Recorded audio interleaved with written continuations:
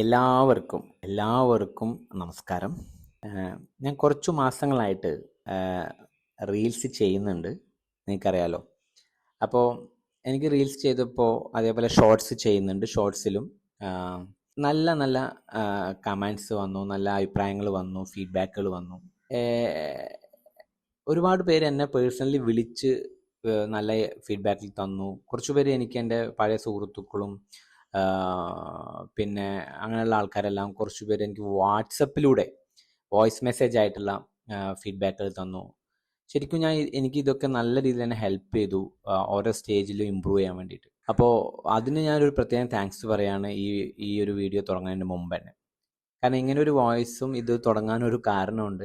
Actually ഞാൻ എൻ്റെ first long video യൂട്യൂബിൽ സ്റ്റാർട്ട് ചെയ്യാനാണ് ഇപ്പോൾ ആഗ്രഹിച്ചിരിക്കുന്നത്. അത് ചെയ്യാൻ പോവുകയാണ് ഞാൻ. അപ്പോൾ എന്താണെന്ന് വെച്ചാൽ ഞാൻ ആക്ച്വലി ഇപ്പോൾ സ്വാമീശ്വരനാണ്. ഓക്കെ, ശബരിമലയ്ക്ക് പോകാൻ വേണ്ടി മാലിട്ടിരിക്കുകയാണ്. അപ്പോൾ എൻ്റെ ഒപ്പം എനിക്ക് ആദ്യത്തെ 2 പെൺകുട്ടികളാണ്, ടിൻസാണ് അവർ, വേദ ആൻഡ് വൈഗ. അപ്പോൾ അവരും സ്വാമീശ്വരനാണ്, അവർ കന്യാസ്വാമികളാണ്. അപ്പോൾ 41 ഡേയ്സിൻ്റെ നോയമ്പുണ്ട്. അപ്പോൾ അതുകൊണ്ട് തന്നെ താടിയൊക്കെ വന്നതുകൊണ്ട് ഞാൻ വിചാരിച്ചു, ഇത് ഞാൻ കമ്മിറ്റ് ചെയ്തു, എനിക്ക് ഇന്ന ദിവസം ഞാൻ YouTube long time video start ചെയ്യുന്നു.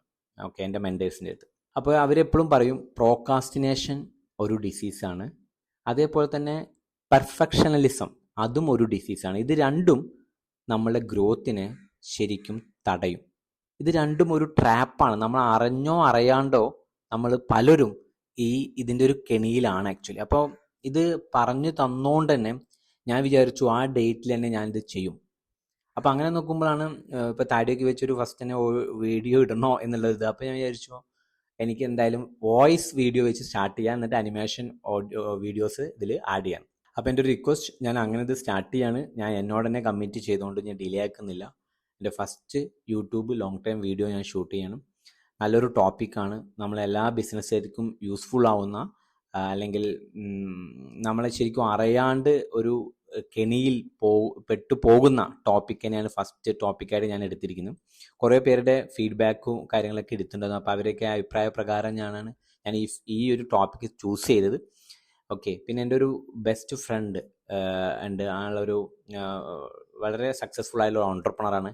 അപ്പോൾ അവൻ്റെ ഞാൻ ഇപ്പോൾ അവൻ്റെ പേര് ഇവിടെ പറയുന്നില്ല, അവൻ്റെയും ഒരു സജഷൻ ഉണ്ടായിരുന്നു, ഇങ്ങനെ ടോപ്പിക്സുകൾ വേണം, ഇതാരും അറിയാണ്ട് തുടക്കത്തിൽ ഒരുപാട് ബിസിനസ്സുകാർ ഇതറിയാണ്ട് പെട്ടുപോകുന്നുണ്ട് എന്ന് പറഞ്ഞിട്ട്. അപ്പോൾ അത് അവൻ പറഞ്ഞാലേ ഒരു ടോപ്പിക്കാണ് ഇത്, അവൻ്റെ സജഷനും കൂടി ഉണ്ട് ഇതിൽ. അപ്പോൾ എൻ്റെ ഒരു റിക്വസ്റ്റ് എന്താണെന്ന് വെച്ചാൽ, നിങ്ങളിത് കേട്ട് ഇതിലേക്ക് വേണ്ട ഫീഡ്ബാക്കുകൾ, സജഷൻസ്, ഇമ്പ്രൂവ്മെൻറ്റ് ഏരിയയിലൊക്കെ നേരത്തെ തന്ന പോലെ തന്നെ വാട്സപ്പിലൂടെ, ഫോണിലൂടെ അല്ലെങ്കിൽ കമൻറ്റ് ബോക്സിലോ ചെയ്യണം എന്നുള്ള ഒരു റിക്വസ്റ്റും കൂടി വെച്ചുകൊണ്ട് തന്നെ നിങ്ങളെല്ലാവരുടെയും അനുഗ്രഹത്തോടു കൂടി ഞാൻ നേരിട്ട് ടോപ്പിക്കിലേക്ക് കടക്കുകയാണ്. Okay, thank you so much. Business ഉടമകൾ ഫൈനാൻസ് ശ്രദ്ധിക്കാത്തത് എന്തുകൊണ്ട്? പുറത്തുനിന്ന് നോക്കുന്ന ആർക്കും ഞാൻ ഒരു രക്ഷപ്പെട്ട ബിസിനസ്സുകാരനായിരുന്നു. എൻ്റെ കൂട്ടുകാരും വീട്ടുകാരും ഒക്കെ പറയും, മോനെ നിന്റെ സമയം തെളിഞ്ഞു, നീ രക്ഷപ്പെട്ടു. സത്യം പറഞ്ഞാൽ അതൊക്കെ കേൾക്കുമ്പോൾ ഒരു സന്തോഷമൊക്കെ തോന്നും. പക്ഷേ ആരും കാണാത്ത, എനിക്ക് മാത്രം അറിയാവുന്ന ഒരു രഹസ്യമുണ്ടായിരുന്നു. എൻ്റെ ബാങ്ക് അക്കൗണ്ട് പറഞ്ഞിരുന്നത് വേറൊരു കഥയാണ്. എൻ്റെ പേര് സനീഷ് നാരായണൻ. എല്ലാ മാസവും വരവിനേക്കാൾ കൂടുതൽ ചെലവ്. കടം പതിയെ പെരുകുന്നു. രാത്രി ഉറക്കമില്ലാതായി. എല്ലാവരുടെയും മുന്നിൽ ചിരിച്ചു നിൽക്കുമ്പോഴും എൻ്റെ ഉള്ളിൽ തീയായിരുന്നു. എന്തുകൊണ്ട് ഇത്രയധികം കച്ചവടം നടന്നിട്ടും, ബിസിനസ് നടന്നിട്ടും, സെയിൽസ് ഉയർന്നിട്ടും എൻ്റെ കയ്യിൽ 5 പൈസ തികയാത്തത്? എൻ്റെ ബിസിനസ് എന്നെ തന്നെയാണോ ഇല്ലാതാക്കുന്നത് എന്നൊരു ചോദ്യം. ഈ ചോദ്യങ്ങൾക്കുള്ള ഉത്തരം ഞാൻ തിരിച്ചറിഞ്ഞത് ഒരുപാട് വൈകിയാണ്. ആ തിരിച്ചറിവാണ് ഞാൻ ഇന്ന് നിങ്ങളുമായി പങ്കുവെക്കുന്നത്. ഒരുപക്ഷെ നിങ്ങളിൽ പലരും ഇന്ന് എൻ്റെ അന്നത്തെ അതേ അവസ്ഥയിലൂടെ ആവാം പോകുന്നത്. ഈ വീഡിയോ കഴിയുമ്പോൾ നിങ്ങളുടെ ബിസിനസ്സിനെ നിശബ്ദമായി കൊല്ലുന്ന ആ ശത്രുവിനെ നിങ്ങൾ തിരിച്ചറിയും. അതിനെ എങ്ങനെ നേരിടാമെന്നും നിങ്ങൾ പഠിച്ചിരിക്കും. സോ പാർട്ട് 1, എന്തുകൊണ്ട് നമ്മൾ ഫൈനാൻസ് ശ്രദ്ധിക്കാത്തത്. എൻ്റെ കഥയിൽ നിന്ന് തന്നെ തുടങ്ങാം. സ്കൂളിൽ പഠിക്കുമ്പോൾ കണക്ക് എനിക്കൊരു പേടി സ്വപ്നമായിരുന്നു. ബിസിനസ് തുടങ്ങിയപ്പോൾ എൻ്റെ എല്ലാ ശ്രദ്ധയും എങ്ങനെ സെയിൽസ് കൂട്ടാം, കസ്റ്റമേഴ്സിനെ കൂട്ടാം, പ്രോഡക്റ്റ് കൂടുതലാക്കാം എന്നതിലായിരുന്നു. കണക്കും കാര്യങ്ങളുമൊക്കെ നോക്കാൻ ഒരു അക്കൗണ്ടൻറ്റിനെ വെച്ചാൽ പോരെ എന്നതായിരുന്നു എൻ്റെ ഒരു വിശ്വാസവും വിചാരവും. ഇവിടെയാണ് എന്നെപ്പോലെ ആയിരക്കണക്കിന് സംരംഭകർക്ക് ആദ്യത്തെ അടി തെറ്റുന്നത്. നമ്മളിൽ ഭൂരിഭാഗം പേരും ബിസിനസ്സിലേക്ക് വരുന്നത് നമ്മുടെ പ്രോഡക്റ്റിലോ സർവീസിലോ സ്കില്ലിലോ ഉള്ള കഴിവ് കൊണ്ടാണ്. നല്ലൊരു പാചകക്കാരൻ ഹോട്ടൽ തുടങ്ങുന്നു, നന്നായി വസ്ത്രം ഡിസൈൻ ചെയ്യുന്നയാൾ ഒരു ബോട്ടിക്ക് തുടങ്ങുന്നു, നന്നായി സെയിൽസ് പെർഫോം ചെയ്യുന്ന ആൾ ഒരു ബിസിനസ് തുടങ്ങുന്നു. നമ്മൾ നമ്മുടെ പ്രധാന ജോലിയിൽ, അതായത് ഓപ്പറേഷനിൽ മാത്രം ശ്രദ്ധിക്കുന്നു. ദിവസം നടക്കുന്ന കച്ചവടം, സ്റ്റോക്ക് മാനേജ്മെൻറ്റ്, ജീവനക്കാരുടെ കാര്യങ്ങൾ, കസ്റ്റമർ കംപ്ലൈൻറ്റ്. ഈ ഓട്ടത്തിനിടയിൽ ബിസിനസ്സിൻ്റെ ജീവനായ സാമ്പത്തിക കാര്യങ്ങൾ നമ്മൾ സൗകര്യപൂർവ്വം മറക്കും. സത്യം പറഞ്ഞാൽ ഇതൊരു കേരള സ്പെഷ്യൽ പ്രശ്നം കൂടിയാണ്. പുറമേക്ക് കാണിക്കുന്ന വിജയത്തിനാണ് നമ്മൾ വില കൽപ്പിക്കുന്നത്. വലിയ കട, കൂടുതൽ സ്റ്റാഫ്, പുതിയ മോഡൽ കാർ, ഇതൊക്കെയാണ് വിജയത്തിൻ്റെ അടയാളങ്ങളായി നമ്മൾ കരുതുന്നത്. എന്നാൽ ഈ കാണുന്ന പളപളപ്പിനപ്പുറം നമ്മുടെ ബിസിനസ്സിൻ്റെ സാമ്പത്തിക ആരോഗ്യം എന്താണെന്ന് നമ്മളൊന്ന് ചിന്തിക്കാറുണ്ടോ? ഒരു പനി വന്നാൽ ഡോക്ടറെ കാണിക്കുന്നത് പോലെ ബിസിനസ്സിന് സാമ്പത്തികമായി എന്തെങ്കിലും കുഴപ്പമുണ്ടോ എന്ന് പരിശോധിക്കാൻ നമുക്ക് മടിയാണ്. ഫിനാൻസിനെ കുറിച്ചുള്ള അറിവില്ലായ്മ ഒരു കുറച്ചിലായിട്ടാണ് നമ്മൾ കാണുന്നത്. Cash flow, profit and loss statement എന്നൊക്കെ കേൾക്കുമ്പോഴേ പലർക്കും നെഞ്ചിരിപ്പാണ്. ഇത് നമുക്ക് പറഞ്ഞ പണിയല്ല, ഇത് വലിയ ചാർട്ടേഡ് അക്കൗണ്ടൻറ്റുമാർ ചെയ്യേണ്ട ജോലിയാണ് എന്ന് നമ്മൾ കരുതി നമ്മൾ ഒഴിഞ്ഞു മാറും. ഈ മനോഭാവമാണ് ഏറ്റവും വലിയ ദുരന്തം. കാരണം നിങ്ങളുടെ ബിസിനസ് എന്ന വണ്ടിയുടെ ഡ്രൈവിംഗ് സീറ്റിൽ ഇരിക്കുന്നത് നിങ്ങൾ തന്നെയാണ്. സ്റ്റിയറിംഗ് നിങ്ങളുടെ കയ്യിലാണ്. പക്ഷേ ഡാഷ്ബോർഡിലെ ഫ്യൂവൽ മീറ്ററോ എൻജിൻ ടെമ്പറേച്ചറോ സ്പീഡോമീറ്ററോ നോക്കാൻ നിങ്ങൾക്കറിയില്ലെങ്കിൽ എന്ത് സംഭവിക്കും?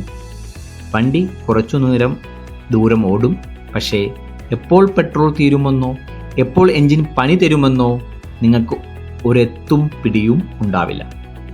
അപകടം ഉറപ്പാണ് താനും. ബിസിനസ്സിലും സംഭവിക്കുന്നത് ഇത് തന്നെയാണ്. ഫിനാൻഷ്യൽ റിപ്പോർട്ടുകളാണ് നിങ്ങളുടെ ബിസിനസ്സിൻ്റെ ഡാഷ്ബോർഡ്. അത് നോക്കാൻ പഠിക്കാതെ ബിസിനസ് ചെയ്യുന്നത് കണ്ണടച്ച് വണ്ടി ഓടിക്കുന്നത് പോലെയാണ്.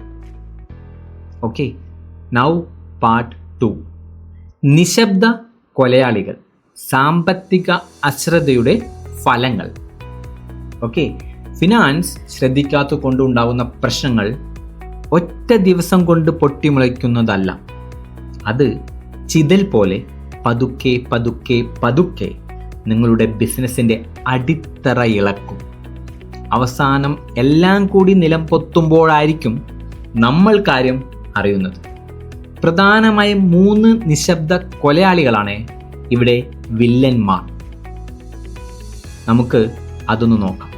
ഒന്നാമത്തെ കൊലയാളി, മോശം ക്യാഷ് ഫ്ലോ മാനേജ്മെൻറ്റ്. എന്താണ് ഈ ക്യാഷ് ഫ്ലോ? സിമ്പിളായി പറഞ്ഞാൽ ബിസിനസ്സിലേക്ക് എത്ര പണം വരുന്നു, എത്ര പണം പുറത്തേക്ക് പോകുന്നു എന്നതിൻ്റെ ഒഴുക്ക്. പലരും വിചാരിക്കുന്നത് മാസമുള്ള കച്ചവടം, ടോട്ടൽ റവന്യൂ, കയ്യിലുള്ള പണം, കയ്യിലുള്ള ക്യാഷ് ഒന്നാണ് എന്നാണ്. എൻ്റെ അനുഭവം തന്നെ പറയാം. മാസാവസാനം നോക്കുമ്പോൾ സെയിൽസ് ഗ്രാഫ് റോക്കറ്റ് പോലെ മുകളിലേക്കാണ്. കാരണം എനിക്ക് സെയിൽസ് ഭയങ്കര പാഷനാണ്. 10 ലക്ഷം ഫോർ എക്സാമ്പിൾ 10 ലക്ഷം രൂപയുടെ കച്ചവടം ഞാൻ ഹാപ്പി ആകും. പക്ഷേ ബാങ്ക് അക്കൗണ്ട് നോക്കുമ്പോൾ ശമ്പളം കൊടുക്കാനോ വാടക കൊടുക്കാനോ സാധനം തന്നവർക്ക് കാശ് കൊടുക്കാനോ പണമില്ല. എവിടെ പോയി ഈ പണം? നടന്ന കച്ചവടത്തിൽ ഭൂരിഭാഗവും കടമായിട്ടായിരുന്നു. ആ പണം കയ്യിൽ കിട്ടാൻ ചിലപ്പോൾ 30 ദിവസം, ചിലപ്പോൾ 60 ദിവസം എടുക്കും. പക്ഷേ എൻ്റെ ചിലവുകൾ, ശമ്പളം, വാടക, കറണ്ട് ബിൽ, അതൊന്നും അത്രയും നാൾ കാത്തു നിൽക്കില്ലല്ലോ. കയ്യിലേക്ക് പണം വരുന്നതിനേക്കാൾ വേഗത്തിൽ പണം പോകുന്ന ഈ അവസ്ഥയാണ് നെഗറ്റീവ് ക്യാഷ് ഫ്ലോ. ഓർക്കുക, ലാഭത്തിൽ ഓടുന്ന പല ബിസിനസ്സുകളും കൂട്ടുന്നത് ലാഭമില്ലാത്തത് കൊണ്ടല്ല, മറിച്ച് ആവശ്യ സമയത്ത് കയ്യിൽ പണമില്ലാത്തത് കൊണ്ടാണ്. സോ ഒന്നാമത്തെ കൊലയാളി മോശം ക്യാഷ് ഫ്ലോ മാനേജ്മെന്റ്. രണ്ടാമത്തെ ഒരുപക്ഷെ ഏറ്റവും അപകടകാരിയായ കൊലയാളി ഗ്രോസ് പ്രോഫിറ്റും നെറ്റ് പ്രോഫിറ്റും ഒന്നാണെന്ന തെറ്റിദ്ധാരണയാണ്. ഇത് എൻ്റെ ബിസിനസ്സിനെ ഏതാണ്ട് തകർത്തെറിഞ്ഞ ഒരു കാരണമാണ്. എന്താണ് ഇവ തമ്മിലുള്ള വ്യത്യാസം? ഞാനൊരു ഉദാഹരണം പറയാം. ഞാൻ 100 രൂപയ്ക്ക് വാങ്ങിയ ഒരു ഷർട്ട് 150 രൂപയ്ക്ക് വിൽക്കുന്നു എന്ന് വയ്ക്കുക. നമ്മളിൽ പലരും ചിന്തിക്കുക ഒരു ഷർട്ടിൽ നിന്ന് 150 രൂപ ലാഭം കിട്ടി എന്നാണ്. ഈ 150 രൂപയാണ് ഗ്രോസ് പ്രോഫിറ്റ്, അതായത് വിറ്റ വിലയിൽ നിന്ന് സാധനം വാങ്ങിയ വില കുറച്ചാൽ കിട്ടുന്ന തുക. ഇത് കാണുമ്പോഴാണ് നമ്മുടെ ആവേശം കൂടുന്നത്. ഒരു ദിവസം 10 ഷർട്ട് വിറ്റാൽ 1500 രൂപ ലാഭം. വാ, അടിപൊളി. പക്ഷേ കഥ അവിടെ തീരുന്നില്ല. ഈ കച്ചവടം നടക്കാൻ എനിക്കൊരു കടയുണ്ട്, അതിനൊരു വാടക കൊടുക്കണം, അതിന് സ്റ്റാഫുണ്ട്, അവർക്ക് ശമ്പളം കൊടുക്കണം, കടയിൽ ലൈറ്റും ഫാനും AC-യും ഉണ്ട്, അതിൻ്റെ കറണ്ട് ബില്ല് അടയ്ക്കണം, ബിസിനസ് മാർക്കറ്റിങ്ങിന് പണം ചിലവാക്കുന്നുണ്ട്, എൻ്റെ യാത്രാ ചെലവ്, ഫോൺ ബില്ല്, ഇൻ്റർനെറ്റ്, ലോൺ ഉണ്ടെങ്കിൽ അതിൻ്റെ പലിശ, ഗവൺമെൻറ്റിന് കൊടുക്കാനുള്ള ടാക്സ്, ഇങ്ങനെ പല കൂട്ടം ചിലവുകളുണ്ട്. ഈ പറയുന്ന എല്ലാ ചിലവുകളും എൻ്റെ ഗ്രോസ് പ്രോഫിറ്റായ 150 രൂപയിൽ നിന്ന് പോകണം. അതെല്ലാം കഴിഞ്ഞ് ബാക്കി എന്തു വരുന്നോ അതാണ് എൻ്റെ യഥാർത്ഥ ലാഭം, അതായത് നെറ്റ് പ്രോഫിറ്റ്. ചിലപ്പോൾ ഈ ചിലവെല്ലാം കഴിഞ്ഞ് ഒരു ഷർട്ടിൽ നിന്ന് എനിക്ക് കിട്ടുന്ന വെറും 30 രൂപയായിരിക്കാം, അല്ലെങ്കിൽ 20 രൂപയായിരിക്കാം, ചിലപ്പോൾ 10 രൂപ നഷ്ടമായിരിക്കാം. ഈ സത്യം അറിയാതെ ഗ്രോസ് പ്രോഫിറ്റ് എന്ന മധുരം നുറഞ്ഞ് കൂടുതൽ സ്റ്റോക്ക് വാങ്ങുകയും പുതിയ ആളെ ജോലിക്ക് വെക്കുകയും കടം വാങ്ങി ബിസിനസ് വലുതാക്കാൻ നോക്കുകയും ചെയ്യുന്ന ഒരാൾ യഥാർത്ഥത്തിൽ കടക്കണിയിലേക്കാണ് നടന്നു കയറുന്നത്. ഇതാണ് നമ്മളെ മൂന്നാമത്തെ കൊലയാളിയിലേക്ക് എത്തിക്കുന്നത്, അതായത് നിയന്ത്രണമില്ലാത്ത കടവും ചിലവുകളും. ഗ്രോസ് പ്രോഫിറ്റ് കാണുമ്പോൾ കിട്ടുന്ന ആവേശത്തിൽ നമ്മൾ ആ പണം സ്വന്തം ലാഭമെന്ന് കരുതി ചിലവഴിക്കാൻ തുടങ്ങും. പേഴ്സണൽ ആവശ്യങ്ങൾക്കും ആഡംബരങ്ങൾക്കും ബിസിനസിൻ്റെ പണമെടുക്കും.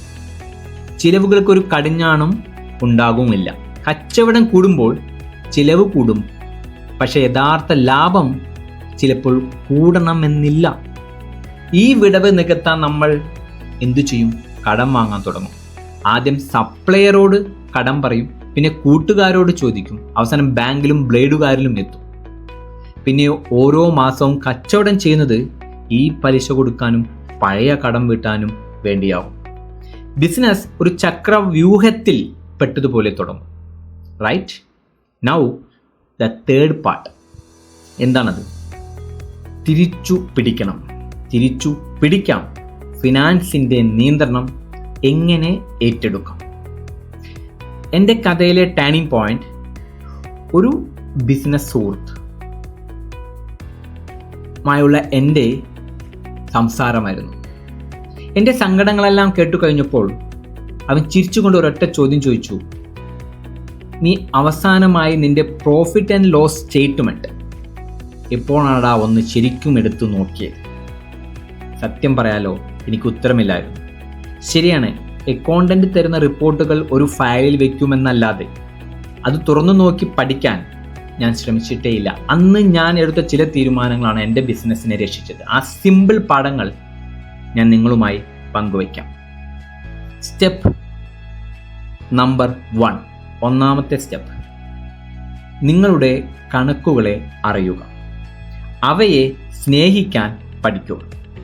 നിങ്ങളുടെ ഫിനാൻഷ്യൽ റിപ്പോർട്ടുകളെ, profit and loss statement, balance sheet and cash flow statement, ഈ 3 റിപ്പോർട്ടുകളെ ഒരു പേടിയോടെ കാണരുത്. അത് നിങ്ങളുടെ ബിസിനസ്സിൻ്റെ ഹെൽത്ത് കാർഡാണ്. ഒരു ഡോക്ടർ ബ്ലഡ് റിപ്പോർട്ട് നോക്കി അസുഖം കണ്ടുപിടിക്കുന്നത് പോലെ ഈ റിപ്പോർട്ടുകൾ നോക്കി നിങ്ങളുടെ ബിസിനസ്സിൻ്റെ ആരോഗ്യം നിങ്ങൾക്ക് മനസ്സിലാക്കാം. P&L സ്റ്റേറ്റ്മെൻറ്റ് നിങ്ങളുടെ ഒരു മാസത്തെ പെർഫോമൻസ് കാണിച്ചു തരും. എത്ര ചിലവ് വന്നു, എത്ര വരവ്, ലാഭമോ നഷ്ടമോ എന്ന്. ബാലൻസ് ഷീറ്റ് നിങ്ങളുടെ ആസ്തികളും ബാധ്യതകളും കാണിച്ചു തരും. അതായത് നിങ്ങൾക്ക് എന്തൊക്കെയുണ്ട്, നിങ്ങൾ ആർക്കൊക്കെ എന്തൊക്കെ കൊടുക്കാനുണ്ട് എന്ന് വ്യക്തമായി കാണിച്ചു തരും. സോ ഒന്നാമത്തെ സ്റ്റെപ്പ്, നിങ്ങളുടെ കണക്കുകളെ അറിയുക, അവയെ സ്നേഹിക്കുക. ഇനി നമുക്ക് രണ്ടാമത്തെ സ്റ്റെപ്പ് മാസാവലോകനം, മാസമുള്ള ഈ സ്റ്റേറ്റ്മെന്റ് അവലോകനം ചെയ്യുന്നത് ഒരു ശീലമാക്കുക. എല്ലാ മാസവും ഒരു ദിവസം നിങ്ങളുടെ അക്കൗണ്ടന്റിനൊപ്പം ഇരിക്കുക. അല്ലെങ്കിൽ ഒറ്റയ്ക്കാണ് ചെയ്യുന്നതെങ്കിൽ സ്വയം സമയം കണ്ടെത്തി ഇരിക്കുക. ആ മാസത്തെ കാര്യങ്ങൾ വിലയിരുത്തുക. ഈ മാസം എൻ്റെ ഗ്രോസ് പ്രോഫിറ്റ് എത്രയാണ്, എൻ്റെ നെറ്റ് പ്രോഫിറ്റ് എത്രയാണ്, എന്തുകൊണ്ടാണ് ഇവ തമ്മിൽ ഇത്രയും വ്യത്യാസം, എന്തൊക്കെ ചിലവുകളാണ് കൂടിയത്, എവിടേക്കാണ് എനിക്ക് ചിലവ് കുറയ്ക്കാനുള്ളത്, ആരുടെ കയ്യിൽ നിന്നൊക്കെയാണ് പണം കിട്ടാനുള്ളത്, ഞാൻ ആർക്കൊക്കെയാണ് പണം കൊടുക്കാനുള്ളത്. ഈ ചോദ്യങ്ങൾക്ക് ഉത്തരം കണ്ടെത്തി തുടങ്ങിയാൽ പതിയെ പതിയെ ബിസിനസിൻ്റെ കൺട്രോൾ നിങ്ങളുടെ കയ്യിലേക്ക് വരുന്നത് കാണാം. അപ്പോൾ രണ്ടാമത്തെ സ്റ്റെപ്പ്, മാസാമാസമുള്ള അവലോകനം ഒരു ശീലമാക്കുക. റൈറ്റ്. ഇനി മൂന്നാമത്തെ സ്റ്റെപ്പ് ഒരു ബഡ്ജറ്റ് ഉണ്ടാക്കുക എന്നതാണ്. അടുത്ത മാസത്തേക്കോ അല്ലെങ്കിൽ അടുത്ത 3 മാസത്തേക്കോ, അതാണ് കുറച്ചും കൂടിയും ബെറ്റർ. അടുത്ത 3 മാസത്തേക്കോ നിങ്ങൾ പ്രതീക്ഷിക്കുന്ന വരവും ചിലവും മുൻകൂട്ടി ഒന്ന് എഴുതി വയ്ക്കുക. ഇതാണ് ബഡ്ജറ്റ്. ഇത് നിങ്ങൾക്ക് ഒരു റോഡ് മാപ്പ് പോലെയാണ്. ഉദാഹരണത്തിന്, അടുത്ത മാസം 5 ലക്ഷം രൂപയുടെ വരുമാനം പ്രതീക്ഷിക്കുന്നുണ്ടെങ്കിൽ നിങ്ങളുടെ ചിലവുകൾ 4.5 ലക്ഷത്തിൽ നിർത്താൻ നിങ്ങൾ ശ്രമിക്കണം. തീർച്ചയായും എന്തുണ്ടാവും, വിചാരിക്കാത്ത ചിലവുകൾ വരും. പക്ഷെ കയ്യിലൊരു പ്ലാൻ ഉണ്ടെങ്കിൽ തീരുമാനങ്ങൾ എടുക്കാൻ എളുപ്പമായിരിക്കും. കയ്യിൽ വരുന്ന കാശ് മുഴുവൻ എടുത്ത് ചിലവാക്കുന്ന സ്വഭാവം അതോടെ മാറുകയും ചെയ്യും. ഓക്കെ. സോ മൂന്നാമത്തെ സ്റ്റെപ്പ് ഒരു ബഡ്ജറ്റ് ഉണ്ടാക്കുക. ഇനി നാലാമത്തെ സ്റ്റെപ്പ് സഹായം ചോദിക്കാൻ മടിക്കരുത്. നിങ്ങൾക്ക് ഫൈനാൻസ് അറിയില്ല എന്നത് ഒരു കുറവല്ല, പക്ഷേ പഠിക്കാൻ തയ്യാറാവാത്തതാണ് കുറവ്. ഒരു നല്ല അക്കൗണ്ടൻറ്റിൻ്റെയോ ഫിനാൻഷ്യൽ കൺസൾട്ടൻറ്റിനെയോ കണ്ടെത്തുക.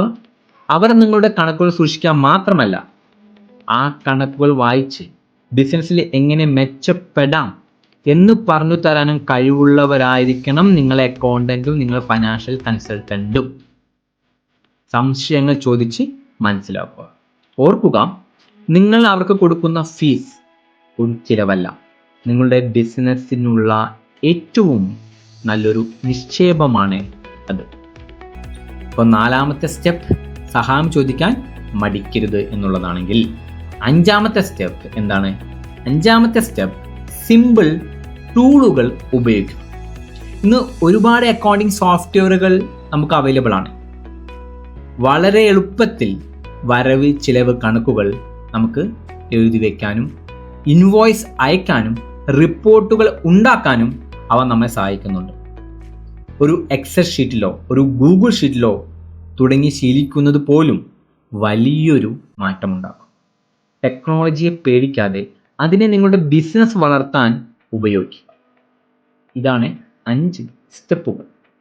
ഇനി ബിസിനസ് എന്ന് പറയുന്നത് വെറും ഒരു കച്ചവടമല്ല, അതൊരു കലയും ശാസ്ത്രവുമാണ്. കച്ചവടം അതിലെ കലയാണെങ്കിൽ, സെയിൽസ് അതിലെ കലയാണെങ്കിൽ, ഫിനാൻസ് അതിലെ ശാസ്ത്രമാണ്, സയൻസാണ്. കലയില്ലെങ്കിൽ ബിസിനസ് രസമില്ലാതാകും. ഓക്കെ, പക്ഷേ ശാസ്ത്രമില്ലെങ്കിൽ ബിസിനസ് നിലനിൽക്കുക പോലുമില്ല. നിങ്ങളുടെ കഷ്ടപ്പാടിൻ്റെയും അധ്വാനത്തിൻ്റെയും ഫലം മറ്റാരോ കൊണ്ടുപോകാനോ അറിയാത്തൊരു കടക്കെണിയിൽപ്പെട്ട് എല്ലാം നശിക്കാനോ നിങ്ങൾ ആഗ്രഹിക്കുന്നുണ്ടോ? ഇല്ലെങ്കിൽ ഇന്നു തന്നെ ഒരു തീരുമാനമെടുക്കുക. നിങ്ങളുടെ ബിസിനസ്സിൻ്റെ സാമ്പത്തിക നിയന്ത്രണങ്ങൾ നിങ്ങൾ ഏറ്റെടുക്കും എന്ന തീരുമാനം. ഓക്കെ, പുറമേക്ക് കാണിക്കുന്ന പളപളപ്പല്ല, ബാലൻസ് ഷീറ്റിൽ കാണുന്ന യഥാർത്ഥ ലാഭമാണ് യഥാർത്ഥ വിജയം. പേടി നിറഞ്ഞ രാത്രികൾക്ക് പകരം ആത്മവിശ്വാസത്തോടെ നിങ്ങളുടെ ബിസിനസ്സിൻ്റെ ഭാവിയെ നോക്കിക്കാണാൻ നിങ്ങൾക്ക് കഴിയും. അതിന് നിങ്ങളുടെ കണക്കുകളെ അറിഞ്ഞേ പറ്റൂ. കാരണം ആ നമ്പറുകൾക്ക് ഒരുപാട് കഥകൾ പറയാനുണ്ടാവും.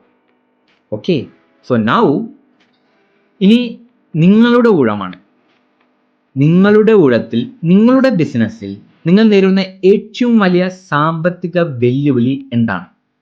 ഒരു സാമ്പത്തിക വെല്ലുവിളി ഒരുപക്ഷെ കടം കൊടുത്ത പണം തിരികെ കിട്ടാത്തതാവാം, അല്ലെങ്കിൽ ചില ചിലവുകൾ കൺട്രോൾ ചെയ്യാൻ പറ്റാത്തതാവാം. എന്തു തന്നെയായാലും നിങ്ങളുടെ അനുഭവങ്ങൾ താഴെ കമൻറ്റ് ചെയ്യുക. നമുക്ക് ഒരുമിച്ച് ചർച്ച ചെയ്യാം, പഠിക്കാം, വളരാം. ഈ വീഡിയോ നിങ്ങൾക്ക് ഉപകാരപ്പെട്ടെന്ന് തോന്നിയാൽ ഉറപ്പായും ലൈക്ക് ചെയ്യുക. ബിസിനസ് ചെയ്യുന്ന നിങ്ങളുടെ കൂട്ടുകാർ ഷെയർ ചെയ്ത് കൊടുക്കുക. കൂടുതൽ ബിസിനസ് ആശയങ്ങൾക്കും പാഠങ്ങൾക്കുമായി ഈ ചാനൽ സബ്സ്ക്രൈബ് ചെയ്യാൻ മറക്കരുത്. അടുത്ത വീഡിയോയിൽ കാണാം. നന്ദി.